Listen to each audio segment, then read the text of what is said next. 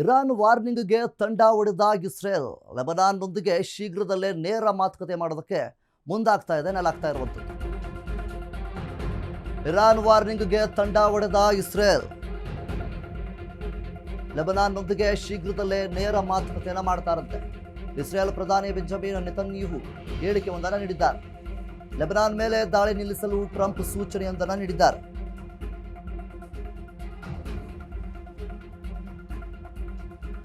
Lebanon ಮೇಲಿನ ಭೀಕರ ದಾಳಿಗೆ ಕೆರಳಿದ್ದ ಇರಾನ್ ಸಂಧಾನಕ್ಕೆ ಬರಲ್ಲ ಎಂದ ಬೆನ್ನಲ್ಲೇ ಇಸ್ರೇಲ್ ತಂಡ ಹೊಡೆದಿದೆ. ಹಿಜ್ಬುಲ್ಲಾ ಉಗ್ರರ ಶಸ್ತ್ರಾಸ್ತ್ರ ನಿಶಸ್ತ್ರಗೊಳಿಸಲು ಈಗ ಯತ್ನವನ್ನ ಮಾಡ್ತಾ ಇದ್ದಾರೆ. ಶಾಂತಿಯನ್ನು ಸ್ಥಾಪಿಸೋದಕ್ಕೋಸ್ಕರ ಸಾಧ್ಯವಾದಷ್ಟು ಬೇಗ ಮಾತುಕತೆಯನ್ನ ಮಾಡೋಣ ಅಂತ ಹೇಳ್ತಾ ಇದ್ದಾರೆ. ನೇರ ಮಾತುಕತೆ ನಡೆಸಲು ಕ್ಯಾಬಿನೆಟ್ಗೆ ಸೂಚನೆಯೊಂದನ್ನು ನೀಡಿದ್ದಾರೆ. ಇರಾನ್ ವಾರ್ನಿಂಗ್ಗೆ ತಂಡ ಹೊಡೆದ ಇಸ್ರೇಲ್. ಏನು ಇರಾನ್ ವಾರ್ನಿಂಗ್ ಅನ್ನು ಕೊಟ್ಟಿತ್ತು, ಅದಕ್ಕೆ ತಂಡವನ್ನ ಹೊಡಿತಾ ಇದೆ ಇಸ್ರೇಲ್. ಲೆಬನಾನ್ನೊಂದಿಗೆ ಶೀಘ್ರದಲ್ಲೇ ನೇರ ಮಾತುಕತೆಯನ್ನ ಮಾಡೋದಕ್ಕೆ ಮುಂದಾಗ್ತಾ ಇದ್ದಾರೆ. ಇಸ್ರೇಲ್ನ ಪ್ರಧಾನಿ ಬೆಂಜಮಿನ್ ನೆತನ್ಯಾಹು ಅವರು ಹೇಳಿಕೆಯೊಂದನ್ನು ನೀಡಿದ್ದಾರೆ.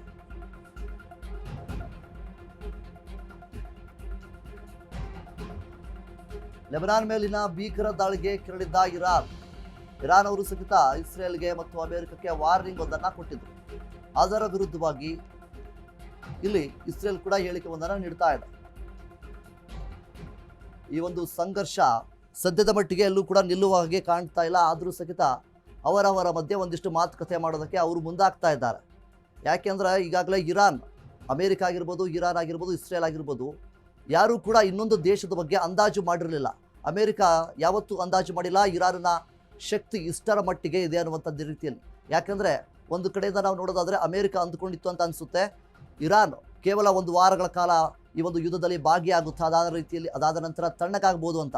ಆದರೆ ಇರಾನ್ 1980ರಿಂದಲೂ ಕೂಡ ಇಲ್ಲಿಯವರೆಗೆ ಶಸ್ತ್ರಾಸ್ತ್ರಗಳನ್ನು, ಡ್ರೋನ್ಗಳನ್ನು, ಕ್ಷಿಪಣಿಗಳನ್ನು ಶೇಖರಿಸಿಕೊಂಡು ಇಟ್ಕೊಳ್ತಾ ಇತ್ತು. ಯಾವುದೇ ಸಂದರ್ಭದಲ್ಲಿ ಯುದ್ಧ ಆರಂಭವಾದರೂ ಕೂಡ ಅದರ ವಿರುದ್ಧವಾಗಿ ನಾವು ಯುದ್ಧವನ್ನು ಸಾಧಿಸಬೇಕು ಅನ್ನುವಂಥ ನಿಟ್ಟಲ್ಲಿ ಇರಾನ್ ಕೂಡ ಎಲ್ಲ ರೀತಿಯಾದಂತಹ ತಯಾರಿಕೆಯೊಂದನ್ನು ಸತತವಾಗಿ ಮಾಡ್ಕೊಂಡು ಬರ್ತಾ ಇತ್ತು.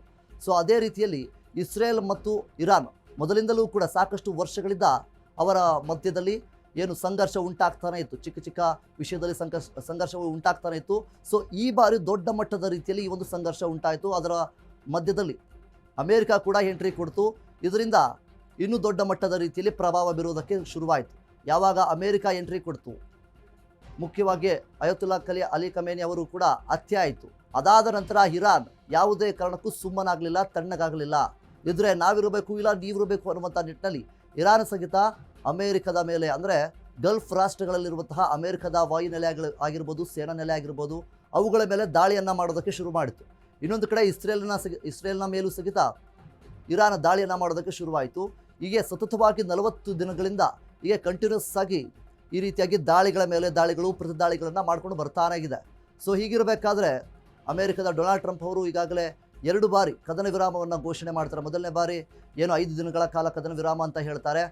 ಆ ಒಂದು ಮಾತಿನ ಮೇಲೆ ಅವರು ನಿಲ್ಲೋದಿಲ್ಲ, ಮತ್ತೆ ದಾಳಿಯನ್ನು ಮಾಡ್ತಾರೆ. ಅದಾದ ನಂತರ ಈಗ ಇನ್ನು ಮುಂದೆ ಯಾವುದೇ ಕಾರಣಕ್ಕೂ ದಾಳಿಯನ್ನು ಮಾಡೋದಿಲ್ಲ ಅಂತ ಹೇಳ್ತಾರೆ. ಇನ್ನೊಂದು ಕಡೆಯಿಂದ ಇಸ್ರೇಲ್ ಅವರು ಲೆಬನಾನ್ ಪ್ರದೇಶದ ಮೇಲೆ ದಾಳಿಯನ್ನು ಮಾಡ್ತಾರೆ.